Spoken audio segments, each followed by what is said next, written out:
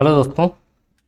बिहार जो आपकी पुलिस बहाली है उसके मॉक टेस्ट अपन ने शुरू कर रखे हैं और आपकी एग्ज़ाम डेट भी जो कल आ चुकी है आप सबको पता है। डेली बेसिस पे अपन मॉक टेस्ट कवर कर रहे हैं। अगर भाई आपको सिलेक्शन लेना है तो ये मॉक टेस्ट तो लगाने ही होंगे। तो देखिएगा, पहला ही क्वेश्चन है, साइंस से रिलेट करता हुआ ये क्वेश्चन है। एक माइक्रोमीटर किसके बराबर है? एक जो आपका माइक्रोमीटर है वो किसके बराबर होता है? तो 10 की पावर -6 याद रखना है। एक माइक्रोमीटर जो है वो 10 की पावर-6 मीटर के बराबर होता है। अब आपको याद रखना है इस क्वेश्चन को। ऑप्शन ए सटीक आंसर रहेगा इसका। सिलेक्शन लेना है तो डेली बेसिस पे आप जुड़ जाना भाई। मॉक टेस्ट है बिल्कुल निःशुल्क आपके लिए। और क्वेश्चन का लेवल आप देखो, उसके बाद जो है आप डेली बेसिस पे क्लास में जुड़ो। पहले आप लेवल देखो। विस्थापन की परिवर्तन की दर को क्या बोलेंगे भाई? जो है विस्थापन में आपका परिवर्तन होता है समय के सापेक्ष, तो विस्थापन बटा हो गया समय। तो विस्थापन में परिवर्तन जो है आपके त्वरण को दर्शाएगा। तो ए बराबर हो गया dv/dt। अगला क्वेश्चन, क्वेश्चन नंबर 3 की तरफ अपन चलते हैं। देखिएगा क्वेश्चन नंबर जो 3 है कि m मास की कोई वस्तु ए त्वरण से गतिशील है, उस पर प्रयुक्त जो आपका फोर्स होगा वो कितना होगा? तो आप सबको पता है कि F बराबर जो आपका होता है, आपका जो फोर्स है वो इक्वल होता है किसके? आपका जो है द्रव्यमान, द्रव्यमान गुणा त्वरण। तो F बराबर हो गया आपका m गुणा ए। ऑप्शन बी जो है वो सटीक आंसर रहेगा इस क्वेश्चन का। अगले क्वेश्चन की बात करते हैं कि आकार में बदलाव के कारण शरीर द्वारा प्राप्त जो ऊर्जा है उसको अपन क्या बोलेंगे? गुरुत्वीय स्थितिज ऊर्जा, प्रत्यास्थ स्थितिज ऊर्जा, यांत्रिक ऊर्जा या मांसपेशीय ऊर्जा? तो इसको बोलेंगे अपन प्रत्यास्थ स्थितिज ऊर्जा। अगला क्वेश्चन, पृथ्वी वस्तुओं को अपनी ओर आकर्षित करती है, इसका कारण कौन सा है? आपका अभिकेंद्रीय बल। आपका जो है सेंट्रल जो फोर्स होता है, अभिकेंद्रीय जो बल होता है, उसके कारण से आपका ऐसा प्रतीत होगा। तो ऑप्शन बी जो है वो सटीक आंसर हो जाएगा। अगला क्वेश्चन, कोई भी आपका सरल लोलक है उसको किसी पहाड़ की चोटी पर ले जाया जाता है तो उसका जो आवर्तकाल होता है भाई, इसका जो आवर्तकाल है, अब इसका आवर्तकाल जो है इस प्रकार से आपका चेंज होगा। जैसे ध्रुवों पर जो है, ध्रुवों पर आपका जो लोलक है इसका आवर्तकाल क्या होगा? या जैसे बात करें कि पेंडुलम वाली जो घड़ी है उसका जो आवर्तकाल है वो कम हो जाता है या अधिक होता है? तो आप जब भी किसी, जैसे मान लो कि जैसे जैसे ऊंचाई पर ले जाओगे तो इसका जो है आवर्तकाल बढ़ता जाता है। ऑप्शन जो बी है वो सटीक आंसर हो जाएगा। तो कहने का मतलब कि आपका जो सरल लोलक है इसका जो आवर्तकाल है वो आपका ऊंचाई के समानुपाती है। अर्थात जैसे जैसे आप हाइट बढ़ाते चलोगे वहाँ पे जो है आवर्तकाल का मान बढ़ता चलेगा। अगला क्वेश्चन, खाना पकाने के बर्तन के गुणों का निम्न में से कौन सा गुण सर्वाधिक वांछनीय है?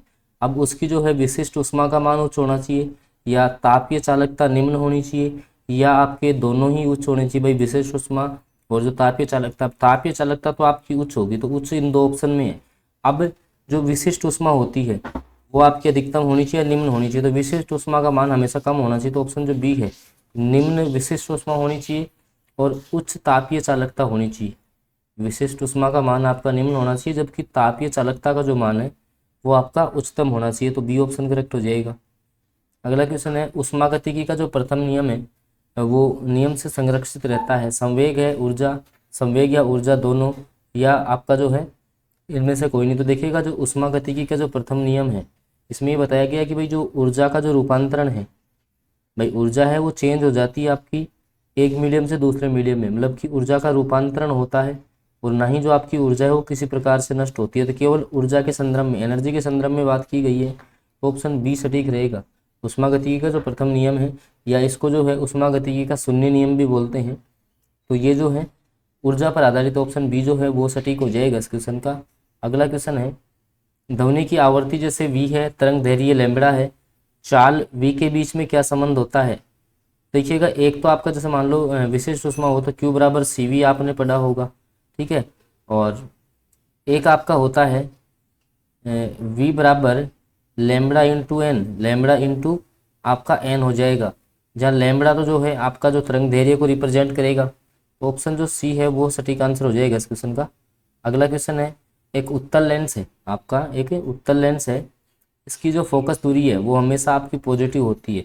उत्तल लेंस की जो आपकी फोकस दूरी है वो आपकी पॉजिटिव होती है। आप देख भी सकते हो, जैसे मान लो ये उत्तल लेंस है, ये इसका हो गया मुख्य एक्स, ये है मुख्य एक्स। यहाँ पे आप कोई वस्तु रखोगे, इसका जो प्रतिबिंब है, इसका प्रतिबिंब जो है कहाँ प्राप्त होगा, ये आपको देखना है, मुख्य फोकस से गुजरेगी यहाँ पे। जैसे मान लो वस्तु का प्रतिबिंब प्राप्त हो गया। अब आपको पता है कि जो आपका इसके ध्रुव से जो आपकी जो दाईं तरफ की दूरियां हैं, इसके ध्रुव से दाईं तरफ की जो दूरियां हैं वो प्लस में होती हैं, ऊपर की ओर मापी गई दूरियां प्लस की, ये जो है आपकी चिन्ह परिपाटी है। जो आपके गोलीय दर्पण या लेंस है उनकी चिन्ह परिपाटी है, तो धनात्मक हमेशा धनात्मक होती है उत्तल लेंस की फोकस दूरी। अगला है, जब प्रकाश किसी चमकीली सतह पर आपतित होता है तो परावर्तन की घटना घटित होती है, नियमित, विसरित, नियमित या सामान्य। तो आपका जो है नियमित परावर्तन क्या होता है, जब आपका जैसे एक चिकनी सतह से प्रकाश के परावर्तन की घटना होगी तो आपका नियमित परावर्तन होगा। अगर यही परावर्तन आपका किसी खुरदरी सतह से होता है तो ये आपका विसरित परावर्तन की श्रेणी में आएगा। तो ऑप्शन सी जो है वो सटीक आंसर हो जाएगा इस क्वेश्चन का। अगला क्वेश्चन है, मिश्रण प्रकृति में हो सकता है कैसा। भाई मिश्रण किसको बोलेंगे, मिक्सचर। वो आपका समांगी भी हो सकता है और आपका विषमांगी भी हो सकता है। समांगी में कौन सा आता है, जब जैसे मान लो कि आपका जो सारे जो द्रव्य हैं, सारे जैसे मान लो कि आप इसमें जो भी आप कंपाउंड मिला रहे हो उनकी जो आपकी अवस्था है वो आपकी सेम होनी चाहिए। जैसे सारे आपके सॉलिड अवस्था में है तो सारे सॉलिड होने चाहिए। अगर जैसे मान लो लिक्विड फॉर्मेट में है तो सारे लिक्विड होंगे, तो वो तो होता है आपका समांगी। अगर एक भी आपकी जैसे अवस्था परिवर्तन हो गया तो आपका जो होगा वो विषमांगी मिश्रण हो जाएगा। तो इसमें समांगी और विषमांगी दोनों हो जाएंगे। ऑप्शन सी जो है वो सटीक आंसर हो जाएगा। अगला क्वेश्चन देखिएगा, इनमें से कौन सा धातु का इलेक्ट्रॉनिक विन्यास है। अब आपको पता है कि कोई भी जो मेटल है, कोई भी मेटल है, इसमें इलेक्ट्रॉन त्यागने की प्रवृत्ति होती है, इलेक्ट्रॉन डोनेट करने की प्रवृत्ति होती है, जिसके कारण से इसके जो बाह्यतम कोश है, इसका जो संयोजकता कोश होगा उसमें इलेक्ट्रॉनों की जो संख्या है वो देखिएगा। आप देखो यहाँ जो है इसका पूर्णपूरित विन्यास यहाँ पे प्राप्त हो रहा है अपन को, ठीक है। अब ये 3 इलेक्ट्रॉन त्यागेगा। अब देखो इसका बात करें तो 8, 2, 10 और 3, 13 नंबर पे जो है आपका आता है एल्यूमिनियम। तो यही धातु का एल्यूमिनियम आपकी एक धातु होती है, क्योंकि परमाणु क्रमांक यहाँ से 13 निकल के आ गया ना, परमाणु क्रमांक 13 पे एल्यूमिनियम आता है, तो ऑप्शन ए ही सटीक आंसर हो गया। अगला क्वेश्चन देखो, KCl जो है, KCl के 0.5 मोल में कितने अणु होंगे, ठीक है। तो अवोगाद्रो संख्या आपको पता होगी 6.022 गुणा 10 की पावर 23 होता है, ठीक है। तो आप इसको जब इससे 0.5 से मल्टीपल करोगे, क्योंकि अवोगाद्रो संख्या का मान आपको पता होना चाहिए, 0.022 गुणा 10 की पावर 23 होता है, तो इसको गुणा करोगे तो ऑप्शन ए जो है वो आपको प्राप्त होगा। और ऐसे ही क्वेश्चन जो है BPSC आपसे पूछने वाला है टाइम में, साइंस के जो है टॉप जो क्वेश्चन है उनका अपन डिस्कस कर रहे हैं यहाँ पे। अगले क्वेश्चन की बात कर लेते हैं। देखिएगा अगला जो क्वेश्चन है, निम्न में से कौन सा ऑक्साइड अम्लीय नहीं है। तो देखो SO2 है, SO3 है और NO2 है, ये आपके अम्लीय ऑक्साइड की श्रेणी में आएंगे। जबकि आपका कार्बन जो मोनोऑक्साइड है, CO, कार्बन जो मोनोऑक्साइड है वो आपका अम्लीय ऑक्साइड नहीं होगा। तो ऑप्शन जो ए है वो सटीक आंसर रहेगा इस क्वेश्चन का। अगले क्वेश्चन की बात कर लेते हैं। देखिएगा अगला जो आपका क्वेश्चन है आपके सामने, आधुनिक आवर्त सारणी में किस समूह में हैलोजन को रखा गया है। देखिएगा आपका जो है जो आपका वर्ग संख्या 1 है, मैं आपसे बात करता हूं कि आपका देखो 16वां जो वर्ग है इसको बोलते हैं चैल्कोजन, इसको बोला जाता है दोस्तों चैल्कोजन। पहला जो वर्ग होता है इसको अपन बोलते हैं सारीय धातुएं। पहले वर्ग में जो भी आपकी मेटल आती है उनको बोला जाता है सारीय धातु। 17वें वर्ग में जो भी आपके आते हैं उनको बोलते हैं हैलोजन। और 18वें में आती हैं उत्कृष्ट गैसें या नोबेल गैसें। तो ऑप्शन सी तो सटीक हो गया। अब हैलोजन में कौन कौन से आपके आते हैं, तो फ्लोरीन है, क्लोरीन है, ब्रोमीन है और आयोडीन है, ये आपके हैलोजन कहलाते हैं। ये आपके दोस्तों हैलोजन कहलाते हैं। अगला क्वेश्चन, आधुनिक आवर्त सारणी डैश पर आधारित है। भाई आधुनिक जो आवर्त सारणी है, ध्यान रखना, वो परमाणु क्रमांक के आधार पर है। कहने का मतलब परमाणु संख्या का बढ़ता हुआ क्रम है उसमें, जैसे 1 पे हाइड्रोजन है तो फिर हीलियम आएगा, लिथियम, ऐसे मतलब परमाणु क्रमांक के आवर्ती फलन है। तो ऑप्शन जो बी है वो सटीक आंसर हो जाएगा। अगला क्वेश्चन है, डैश आग को बुझाता है, तो इसमें आपका आ जाएगा कार्बन डाइऑक्साइड। ऑप्शन बी जो है वो सटीक हो जाएगा आपका। अगला क्वेश्चन, जीवों के वर्गीकरण से संबंधित जो आपकी जीव विज्ञान की शाखा है उसको अपन क्या बोलेंगे, जीवों का जो वर्गीकरण है। अब आपको पता है कि सबसे पहले किसने किया था, तो कैरोलस लीनियस का नाम आता है, कैरोलस लीनियस, जिनको वर्गीकरण का पिता कहा जाता है। तो आपकी टैक्सोनॉमी हो जाएगी, जीवों के वर्गीकरण से संबंधित विज्ञान जो है वर्गीकरण विज्ञान होगी, जिसको अपन क्या बोलते हैं, टैक्सोनॉमी। याद रखना, इसको बोलते हैं इंग्लिश में अपन टैक्सोनॉमी। अगला क्वेश्चन, फूलों का जो अध्ययन है दोस्तों, फूलों का जो अध्ययन है उसको अपन बोला जाता है एंथोलॉजी।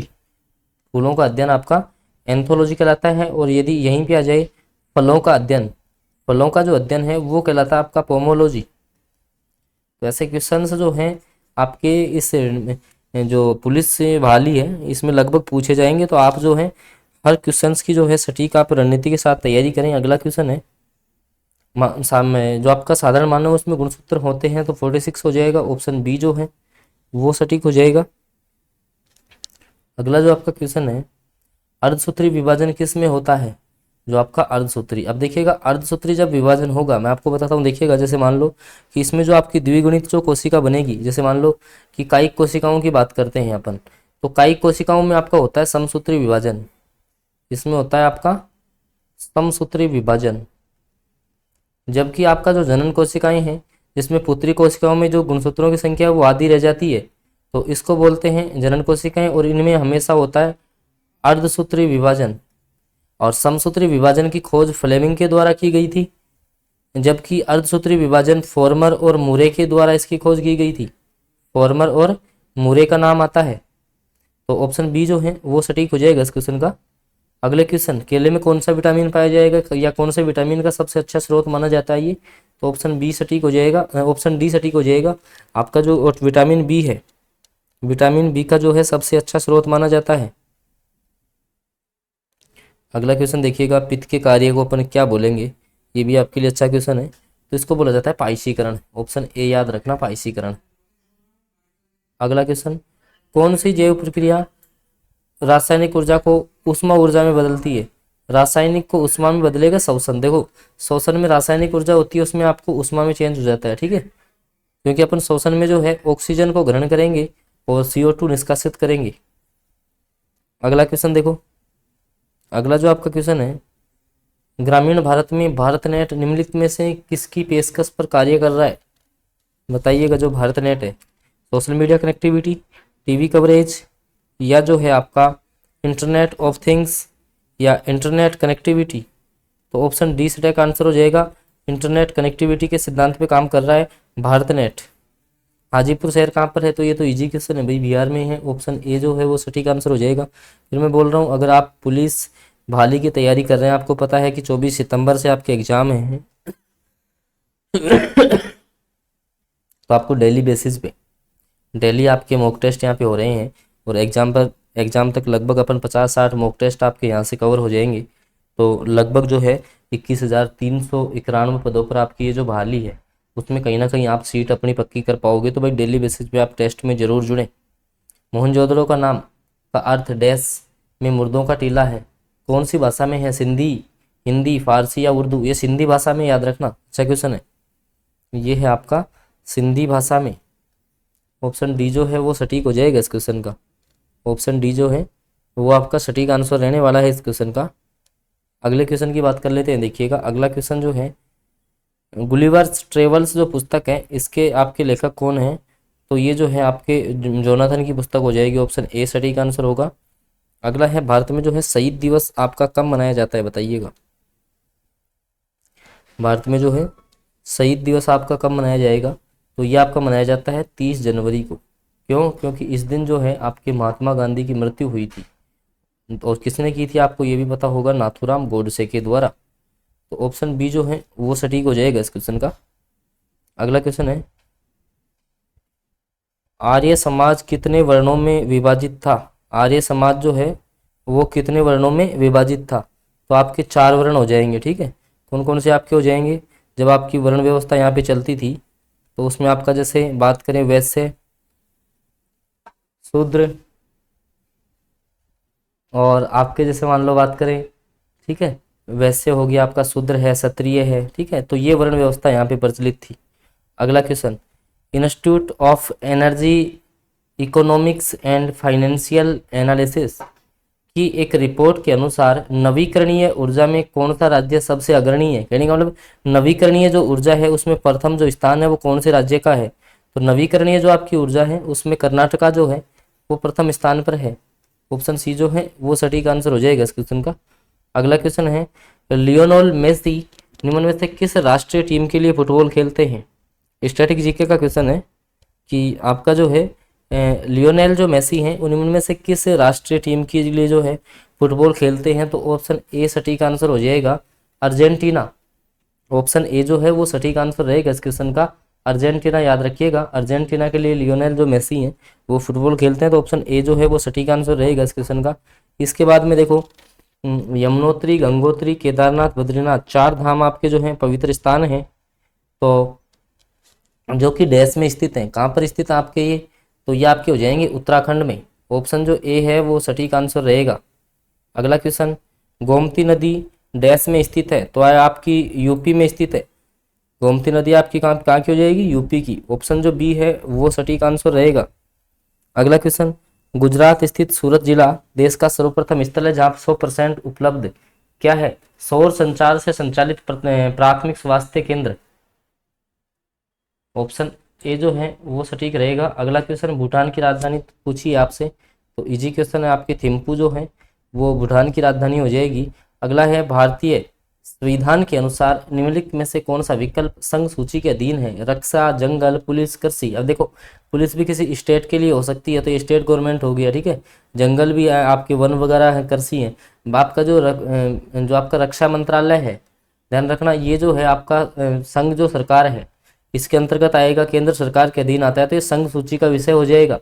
ये आपका संघ सूची का विषय हो जाएगा, क्योंकि आपको पता है कि आपका जो इंडियन कॉन्स्टिट्यूशन है, भारतीय जो संविधान है, उसकी 7वीं जो आपकी अनुसूची है, 7वीं अनुसूची में सूचियां हैं आपकी, तो कौन सा विषय जो है वो राज्य सूची का है, कौन सा संघ सूची का, कौन सा समवर्ती सूची का है? किस देश में पाकिस्तानी महिलाओं के लिए मलाला यूसुफजई अभी अधिनियम पारित किया गया है? बताइएगा, अमेरिका द्वारा। अगला क्वेश्चन, कौन सा देश विश्व की पहली लकड़ी की सैटेलाइट बनाने पर काम कर रहा है? यह आपसे करंट से रिलेट करते हुए क्वेश्चन है कि कौन सा जो देश है वो विश्व की पहली लकड़ी की सैटेलाइट बनाने पर जो है काम कर रहा है? तो ऑप्शन डी सटीक हो जाएगा, जापान। ऑप्शन जो है डी सटीक हो जाएगा इसमें, जापान। अगला क्वेश्चन, 2023 में AIBA ने पुरुष विश्व मुक्केबाजी चैंपियनशिप कहाँ आयोजित करने की घोषणा की है? तो ये ताशकंद में की है भाई। ऑप्शन बी जो है वो सटीक आंसर हो जाएगा। अगला, किस राज्य में भारत की पहली लिथियम रिफाइनरी स्थापित की जाएगी? गुजरात में। ऑप्शन बी जो है वो सटीक रहेगा। ध्यान रखना, भारत की पहली लिथियम जो रिफाइनरी है वो गुजरात में आपकी स्थापित की जाएगी। अगला क्वेश्चन, हाल ही में कहाँ पर शहीद अशफाक उल्लाह खां प्राणी उद्यान का उद्घाटन हुआ है? गोरखपुर में बनेगा ये। अगला जो आपका क्वेश्चन है, भूटान की राजधानी मैंने आपको बता दी है, थिम्पू है। इसके बाद में निम्नलिखित से कौन सी भारतीय भाषा को शास्त्रीय भाषा की प्रतिष्ठा से सम्मानित किया गया है? तो तेलुगु भाषा। कौन सी भाषा हो जाएगी? तेलुगु भाषा हो जाएगी इसमें। अगला जो क्वेश्चन है, केरल का राजकीय जो फूल है वो अमलतास है भाई। केरल का जो राजकीय फूल है केरल का वो आपका कौन सा हो जाएगा? अमलतास हो जाएगा। शिलोंग जो है किसकी राजधानी है? मेघालय की। मेघालय की राजधानी आपकी क्या है? शिलोंग है, ठीक है। जैसे नागालैंड की राजधानी आपसे पूछ ले तो कोहिमा है, नागालैंड की राजधानी कोहिमा है। असम की राजधानी आपकी दिसपुर है। मेघालय की शिलोंग हो गई। त्रिपुरा की आपकी अगरतला हो जाएगी। तो ऐसे ये भी आपको पता होनी चाहिए, क्योंकि एक आधा क्वेश्चन जो क्या है आपको पता है कि भी जैसे 70 क्वेश्चन जीके जीएस के आपके आने हैं, तो उसमें से ऐसा नहीं है कि सारे क्वेश्चन, जैसे यहाँ से लगभग 40 से 50 क्वेश्चन एवरेज होंगे, उसके बाद धीरे धीरे डिफिकल्टी लेवल बढ़ता है। ऐसे नहीं कि सारे क्वेश्चन जो हैं आपके हार्ड आने वाले हैं। और लास्ट जो क्वेश्चन है, भारतीय ज्ञानपीठ संगठन का संबंध निम्न में से किस क्षेत्र से है? भाई ज्ञानपीठ पुरस्कार आपको मिलता है वो कौन से क्षेत्र में मिलता है? तो भारतीय जो ज्ञानपीठ संगठन है उसका संबंध कौन से क्षेत्र से आएगा? ऑप्शन ए है विज्ञान, साहित्य, वास्तुकला या सामान्य ज्ञान। तो साहित्य से संबंधित आपका ही, साहित्य से संबंधित जो पुरस्कार है, तो ऑप्शन बी सटीक हो जाएगा। फिर मैं बता रहा हूँ आपके लिए जो है, आपको पता है कि 21,391 पदों पर बिहार पुलिस की वैकेंसी है, और आपको ये भी पता है इसके लिए जो है 19 लाख आवेदन हुए हैं। अब आपको चाहिए एक सीट, और आपको मैंने ये भी बताया था कि 19 लाख को देख के आपको नहीं डरना। इसमें जो कंपटीशन है वो लगभग जो है 1.5 से 2 लाख स्टूडेंट, 1.5 से 2 लाख स्टूडेंट ही जो है ना वो आपके प्रॉपर पढ़ने वाले हैं। अगर आप डेली बेसिस पे यहाँ से मॉक टेस्ट लगाते हो, मैं तो इतना जानता हूँ कि अगर यहाँ से 60 मॉक टेस्ट आप कवर कर लोगे तो 3-4 हज़ार क्वेश्चन आपके पास में 3-4 हज़ार क्वेश्चन का सिलेक्शन हो जाएगा। करंट जीके के, आपके स्टैटिक जीके है, साइंस है, जीके जीएस, सारा कुछ जो है 3,000 क्वेश्चन के माध्यम से आप यहाँ कवर कर लोगे। तो उसके बाद मेरे को नहीं लगता कि कोई भी जो है सिंगल क्वेश्चन आपका बाहर यहाँ से जाएगा। हालांकि जैसे करंट हो गया आपका, जैसे मैथ्स है, उसका भी एक मॉडल पेपर अपन लेके आएंगे, क्योंकि मैथ्स के आपके मात्र 10 क्वेश्चन पूछे जाएंगे। अब वो 10 क्वेश्चन 10 के 10 आपके किस प्रकार से सही हो, उस पर भी जो है अपन काम करेंगे। और पीछे के भी जैसे प्रीवियस ईयर के जो पेपर है उनका भी सॉल्यूशन इनमें करवाया जाएगा। कुछ क्वेश्चंस का समावेश भी इन मॉक टेस्टों में हो रहा है।